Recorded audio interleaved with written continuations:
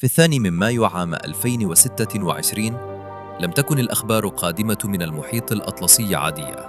سفينة سياحية فاخرة تتحول فجأة إلى منطقة حجر صحي معزولة. 3 وفيات، إصابات غامضة، وحالات اختناق تتفاقم بسرعة مرعبة. لكن ما أثار الرعب الحقيقي لم يكن الفيروس فقط، بل سير نظريات المؤامرة الذي انفجر على الإنترنت خلال ساعات قليلة. البعض قال إن الأمر مجرد حادث طبيعي، والبعض الآخر رأى فيه بداية لشيء أكبر، شيء يشبه ما حدث قبل جائحة كورونا بسنوات. اسم الفيروس هذه المرة كان هانتا، فيروس قديم، لكنه عاد إلى الواجهة في توقيت يراه البعض مريباً. في هذه الحلقة لن نكتفي بشرح الفيروس علمياً فقط، بل سنغوص داخل أكثر النظريات غموضاً وإثارة للجدل التي انتشرت حوله. هل يمكن أن يكون فيروس هانتا جزءاً من برنامج بيولوجي سري؟ ولماذا ارتبط اسمه مراراً بالأبحاث العسكرية والحروب؟ وهل ما يحدث اليوم مجرد صدفة، أم أن هناك من يعرف أكثر مما يقول؟ تابعوا معنا. كلما ظهر فيروس جديد تظهر معه دائماً نظريات المؤامرة. هذا ليس جديداً، فمع فيروس كورونا انتشرت نظريات التسريب المخبري والسلاح البيولوجي، وقبل ذلك حدث الأمر نفسه مع الإيدز وزيكا وإنفلونزا الطيور. لكن المثير هذه المرة أن اسم فيروس هانتا مرتبط فعلاً في بعض الدراسات الأكاديمية بمفهوم الحرب البيولوجية. في دراسة منشورة سنة 2020 حول الانعكاسات الدفاعية لفيروسات هانتا، ناقش باحثون إمكانية استغلال بعض سلالات هانتا كسلاح بيولوجي بسبب قدرتها على إحداث انهيار رئوي قاتل وصعوبة اكتشافها المبكر. صحيح أن الدراسة أكدت أن تحويل الفيروس إلى سلاح عملي أمر معقد وصعب تقنياً، لكن مجرد طرح الفكرة داخل أدبيات الأمن البيولوجي كان كافياً ليشعل خيال أصحاب نظريات المؤامرة. ثم ظهرت نقطة أخرى أكثر إثارة: القوارض. هناك أبحاث علمية قديمة ناقشت إمكانية استخدام الفئران كوسيلة لنقل عوامل بيولوجية في عمليات إرهابية أو حروب غير تقليدية. وهنا بدأ الربط.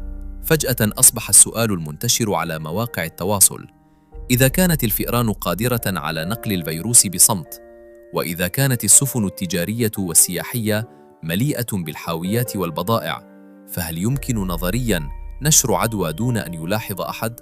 لا توجد أي أدلة تثبت حدوث ذلك مع فيروس هانتا، لكن الإنترنت لا يحب الفراغ، وحين تغيب المعلومات الكاملة تبدأ القصص بالنمو.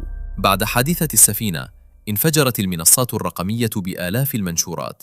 بعض الحسابات اليمينية المتطرفة في الولايات المتحدة زعمت أن الفيروس صناعة مخبرية أعيد إحياؤها لخلق حالة ذعر عالمية جديدة شبيهة بكورونا. منشورات أخرى ادعت أن هناك تنبؤات غامضة ظهرت منذ سنوات تتحدث عن وباء هانتا في 2026، وهو ما اعتبره البعض دليلاً على وجود خطة مسبقة. وعلى منصات مثل ريدت ظهرت نظريات أكثر جنوناً، منها أن النخب العالمية تمتلك علاجاً سرياً منذ البداية، أو أن السفينة كانت مجرد اختبار مغلق لقياس سرعة انتشار العدوى بين البشر.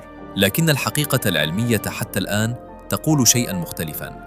فيروس هانتا معروف منذ ركود، ومعظم أنواعه تنتقل عبر القوارض وليس بين البشر. أما سلالة أندس فهي الوحيدة التي سجلت لها حالات انتقال بشري محدودة ونادرة جداً. ومع ذلك هناك تفصيل صغير لا يتوقف أصحاب نظريات المؤامرة عن تكراره. لماذا ظهر الفيروس دائماً في أماكن مرتبطة بالعسكر أو العزل الجغرافي؟ الحرب الكورية سنة 1951، منطقة الزوايا الأربع الأمريكية سنة 1993، والآن سفينة معزولة وسط المحيط. هل هي مجرد صدفة وبائية، أم أن الفيروس يتحرك دائماً في بيئات مغلقة تسهل احتواء المعلومات؟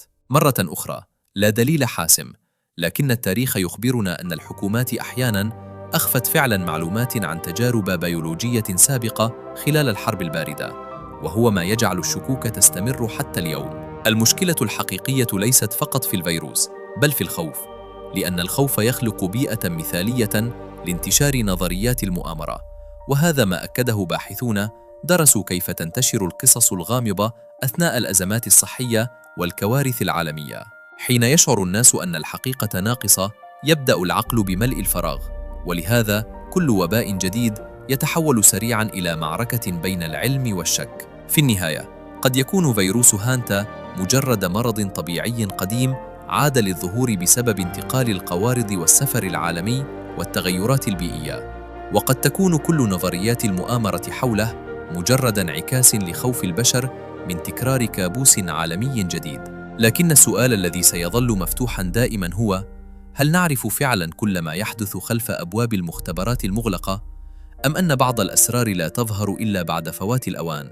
شاركونا رأيكم في التعليقات، لكن تذكروا دائماً: ليس كل نظرية مؤامرة حقيقة، وليس كل حقيقة تقال كاملة. إلى كل من يشاهد هذا الفيديو، نمر حالياً بظروف صعبة جداً، ودعمكم يعني لنا الكثير. إذا عجبكم المحتوى ولو قليلاً، لا تبخلوا علينا بالاشتراك في القناة وتفعيل الجرس، فكل اشتراك يساعدنا على الاستمرار وتقديم المزيد. دعمكم هو الأمل الذي يدفعنا للمواصلة. شكراً من القلب لكل شخص يقف معنا.